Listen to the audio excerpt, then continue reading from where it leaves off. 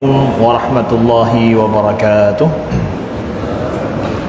Alhamdulillahi rabbil alamin, nahmaduhu wa nasta'inuhu wa nastaghfiruhu wa nastahdihi wa na'udzu billahi min shururi anfusina wa min sayyiati a'malina. May yahdihillahu fala mudilla lahu wa may yudlil fala hadiya lahu. Asyhadu an la ilaha illallah wahdahu la syarika lahu wa asyhadu anna Muhammadan 'abduhu wa rasuluh. Allahumma salli wa sallim wa barik ala sayyidina Muhammadin wa ala alihi wa sahbihi wa sallim. Subhanaka la ilma lana illa ma 'allamtana innaka antal alimul hakim. Allahumma 'allimna ma yanfa'una wanfa'na bima 'allamtana wa zidna ilma. Rabbi shrah li sadri wa yassir li amri wahlul 'uqdatam min lisani yafqahu qawli, amma ba'du. Wahai ratu, kita kekuatan militer kita kuat. Kemudian militer kita pemberani yang sangat tangguh. Maka terserah padamu. Kami urusan terserah kepadamu, dan kami putuskan saja apa yang terbaik menurutmu, kami siap. Kira-kira yang ngomong seperti ini dalam kerajaan atau dalam pemerintahan sebuah negeri biasanya siapa? Yang ngomong kita punya kekuatan militer kuat, pokoknya kita pemberani, kita tangguh. Itu kira-kira yang punggak jaro wate foto tapi menoso. Gini. Siapa? Militer. Mengandalkan kekuatan. Itu adalah militer. Ya, pangapnya yang ngomong. Ya, kami siap. Hanya secara kekuatan dulu. Karena pikirnya masalah perang. Kita siap perang. Di dalam sebuah negeri kekuatan saja tidak bisa kalau akal tidak jalan. Apabila dilepaskan sebuah negeri kepada militer, hancur. Kenapa? Militer pakai logika, power, kekuatan. Qalat innal muluka idza dakhalu qaryatan afsaduha wa ja'alu 'izzata ahliha adillah wa kadzalika yaf'alun. Setelah Balqis mendengarkan daripada pangapnya, angkatan bersenjata ataupun bahasa kita ya, panglima militernya yang ngomong seperti itu, Balqis bilang apa? Innal muluka, sesungguhnya seorang raja, penguasa, kalau dia masuk ke dalam sebuah negeri untuk mengambil kekuasaan di negeri itu, dakhalu qaryatan afsaduha, mereka akan merusak negeri itu. Wa ja'alu 'izzata ahliha adillah, dan mereka menjadikan rakyat-rakyat yang mulia ini menjadi hina. Balqis berpikir, kalau kita perang dengan Sulaiman, kita tunggu kalau Sulaiman datang ke sini dengan kerajaan, dengan kekuatannya, maka mereka akan membuat kerusakan di negeri kita. Idza dakhalu qaryatan afsaduha, sebuah kekuatan luar kalau masuk ke sebuah negeri, kata Balqis, itu akan merusak negeri itu, dan rakyat yang tinggal di negeri itu akan hina. Balqis berpikir negeri ini bisa hancur kalau kita pakai kekuatan militer. Kemudian rakyat kita nanti akan sengsara dan hina mereka. Kalau kita kalah, mereka akan hina. Ini pakai kekuatan apa ini mikirnya ini? Kekuatan ini atau kekuatan ini? Nggak ada. Ini pakai ini Balqis. Balqis walaupun melihat bahwa militernya sudah siap, tapi Balqis pikir lagi. Kalau nanti ada kekuatan asing yang masuk, biasanya hancur negeri, kata Balqis mengatakan begitu. Ya. Sampai hari ini terbukti kata-kata Balqis ini. Kekuatan asing yang masuk ke dalam sebuah negeri pasti menghancurkan negeri itu. Dan rakyatnya akan sengsara. Pasti itu. Lihat ini kata Balqis. Allah mengabadikan kata, bukan kata seorang mukminah, tapi seorang ratu yang musyrik. Ya, Balqis, ya. Lalu Allah firmankan, wa kadzalika yaf'alun. Nah, menurut para ulama tafsir mengatakan wa kadzalika yaf'alun, dan begitulah memang mereka melakukannya. Wa kadzalika yaf'alun, dan memang begitulah mereka melakukannya. Ini kata-kata siapa? Ini firman Allah. Bahasanya adalah dalam satu ayat ini Allah mengomentari apa yang dikatakan oleh Balqis. Memang begitu mereka melakukannya. Allah mengomentari kata-kata Balqis. Jadi Allah menceritakan, mengutip kata-kata Ratu Balqis, kemudian dikomentari oleh Allah, bahasanya begitu ya. Kemudian Allah katakan, memang begitu mereka melakukannya. Ibaratkan Allah mengatakan benar kata Ratu Balqis ini. Pikiran Balqis itu jauh ke depan, dia berpikir, betul pikirannya itu. Memangnya boleh kita belajar dari seorang musyrik, seorang wanita yang berkuasa, nyo, urina ni. Jadi masalah berkuasa itu adalah, pertama itu permasalahan cerdasnya dalam mengurus urusan negeri. Kan masalah pertama bukan masalah agama ini. Ya, memang ada aturan laki-laki dan perempuan, betul. Tapi lihat Allah dalam hal ini menceritakan Ratu Balqis yang sangat cerdas dalam mengurus negeri. Allah kutip kata-katanya, pikiran dia Allah jelaskan pada kita.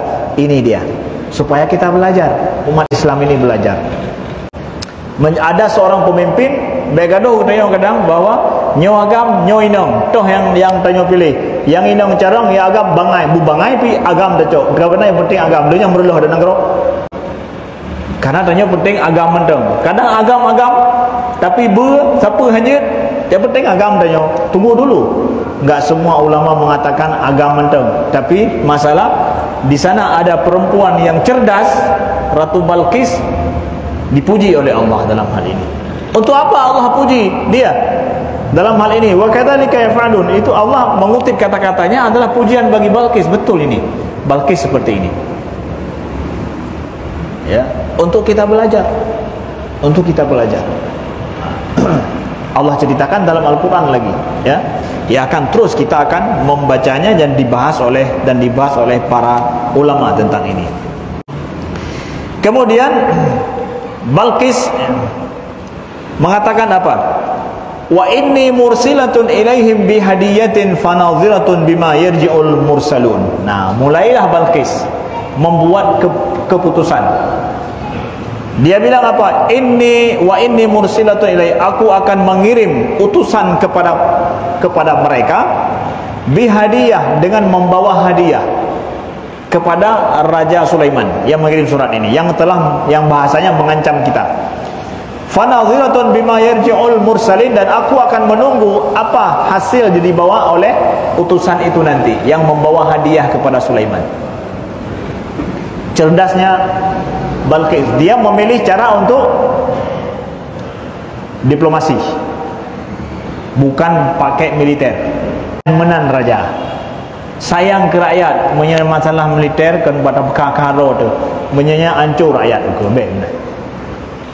Kemudian falamma jaa Sulaiman qala atumiddunani bimalin fama atani Allahu khairun mimma atakum bal antum bihadiyatikum tafrahun. Nah, akhirnya diutus oleh Ratu Balqis seorang raja ini,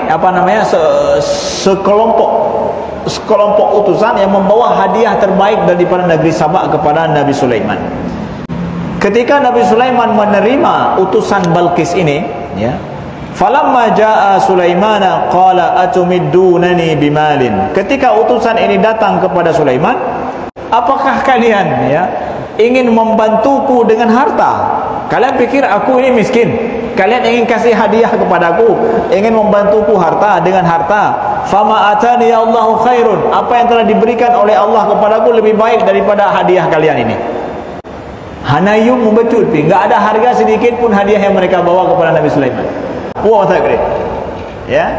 Dan kalau seandainya hadiah ini ditolak oleh Nabi Sulaiman, seakan-akan mereka senang. Kenapa? Karena betapa berharga dan mahalnya hadiah yang persiapkan oleh Ratu Balqis. Betul-betul memang hadiah yang sangat wah.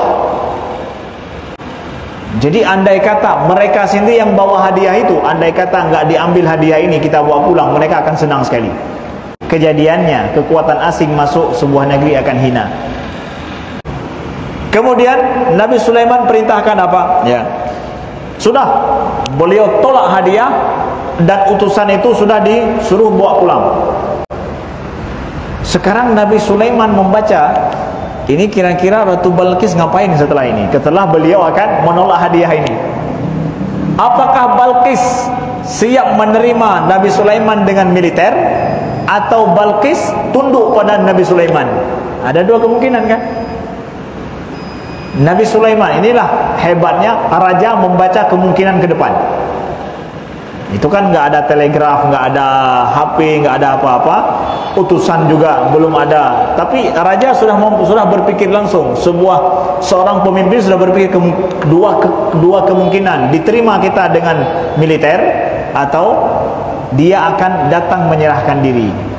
Mana ini kira-kira? Karena Nabi Sulaiman sudah tolak hadiah. Itu juga beliau sudah memberikan sebuah makna, sebuah keputusan kepada Balqis bahwa aku bukan menginginkan itu, aku seorang nabi, aku hanya menginginkan kalian beriman seluruh negeri. Balqis gimana ini? Mau datang beriman atau gimana? Nabi Sulaiman dengan ilham daripada Allah, beliau berpikir langsung bahwa dia tidak akan itu dengan militer. Ini Balqis akan datang ke tempat kita. Nah, cara membaca ya. Ketika Balqis akan datang ke tempat kita, berarti dia keluar dari kerajaannya. Berarti singgasananya sedang ada di istana. Nabi Sulaiman bilang apa? Siapa yang bisa ambil singgasana Balqis itu sebelum dia sampai kemari, singgasananya sudah ada di sini. Apanya hana dalam istana kan hana gedung atas kursinya. Berarti kan gejak. Nabi Sulaiman buat politik lebih dahsyat lagi, politik yang menjadikan Ratu Balqis heran ya. Guyucok singgasan Ratu Balqis, suruh ambil singgasan Ratu Balqis di negerinya pada saat dia sedang pergi kepada Nabi Sulaiman, bawa ke sini. Itu politik Nabi Sulaiman juga untuk membuat Balqis betul-betul tidak berdaya di depan Nabi Sulaiman secara kekuatan dan secara politik juga. Nah, jadi kan bukan perang militer ini, ternyata perang politik dua orang pemimpin. Nah, qabla an taquma min maqami, sebelum engkau bangun dari tempat duduk. Jadi ukuran watai geduk gebedah sigalam gebedah katruh kenan. Bayangkan berapa lama? Satu. Ada sebahagian ulama tafsir mengatakan bahawa Nabi Sulaiman biasa kalau duduk bermusyawarah itu kan lama duduknya, watai geduk olehnya bermusyawarah perlu waktu ya sana sini setengah jam atau 1 jam. Berarti Ifrit akan membawa singgasana dari Yaman ke sini, sana sini adalah setengah jam ataupun 1 jam sampai selesai Nabi Sulaiman bermusyawarah. Berarti ada waktu senggang lah. Atau paling cepat beliau duduk bangun ya mungkin hanya beberapa detik, boleh saja begitu. Kemudian ternyata ada lagi yang lain, bukan Ifrit selain Ifrit ada lagi yang lain. Bilang apa? Qala alladhi 'indahu ilmun minal kitab ana atika bi qabla an yartadda ilaika tarfuk. Ifrit bilang sebelum engkau bangun sudah sampai singgasana ke sini. Jadi beberapa detik. Ada lagi yang lain bilang itu dari depan Nabi Sulaiman. Berkatalah yang ada ilmu daripada Alkitab bahwa ana atika bi qabla yartada ilaika tarfuk. Aku lebih mampu lagi untuk membawa singgasananya itu sebelum matamu berkedip. So lebih pegah. Kalau Ifrit hanya dari bedah dua bedah beberapa detik. Sido tu pegah mana? Aku sanggup membawa singgasananya sebelum matamu berkedip. Katrok menuju. Ya, bayangkan kedipan mata itu dia sanggup lebih cepat daripada itu lagi. Ifrit mungkin beberapa detik atau perlu beberapa menit. Ada yang lebih hebat dari Ifrit lagi. Mata berkedip. Jadi menanya mata katrok benar. Ya. Watai sebelum berkedip tidak ada singgasana, setelah berkedip udah ada. Bayangkan, mana itu kekuatan lebih daripada kekuatan listrik. Kalau listrik hari ini kita kirim SMS terkirim, ya itu kekuatan listrik apa namanya kekuatan ya cepatnya itu. Ini dia seperti itu juga menyamai kekuatan listrik mungkin. Yang terdengar ini tet ponghu juga deh kan. Nyom menancit. Mata berkedip sudah ada. Luar biasa kekuatan dia. Siapa dia ini? Nyo ke ulama tafsir juga beda pendapat. Siapa dia ini? Tapi Allah katakan bahwa indahu ilmun minal kitab. Yang dia ini memiliki ilmu daripada Alkitab. Ada yang mengatakan seorang laki-laki, ada yang mengatakan, para ulama mengatakan itu adalah Nabi Sulaiman sendiri, karena enggak ada yang lebih hebat daripada Ifrit kecuali Nabi Sulaiman. Kalau kamu cuma bisa begitu, aku bisa sebelum mata berkedip sudah sampai. Itu Nabi Sulaiman sendiri bisa seperti itu. Beda pendapat ulama tafsir. Nyoh hana doso punya kekuatan yang seperti ini. Ya, wallahu alam, siapa ini yang memiliki kekuatan seperti ini lebih daripada kekuatan jin Ifrit. Jadi kalau ada yang bilang hebat-hebat jin Ifrit, ketahuilah ada yang lebih hebat daripada jin Ifrit dalam kisah Nabi Sulaiman ini. Ya. Nah, lalu bagaimana nanti ketika datangnya singgasana daripada Ratu Balqis ke tempat itu? Ratu Balqis ketika datang ke negeri Sulaiman, kepada istana Nabi Sulaiman, dia sudah melihat ada singgasananya di situ. Bagaimana pertanyaan Nabi Sulaiman, dan untuk apa Nabi Sulaiman buat seperti itu?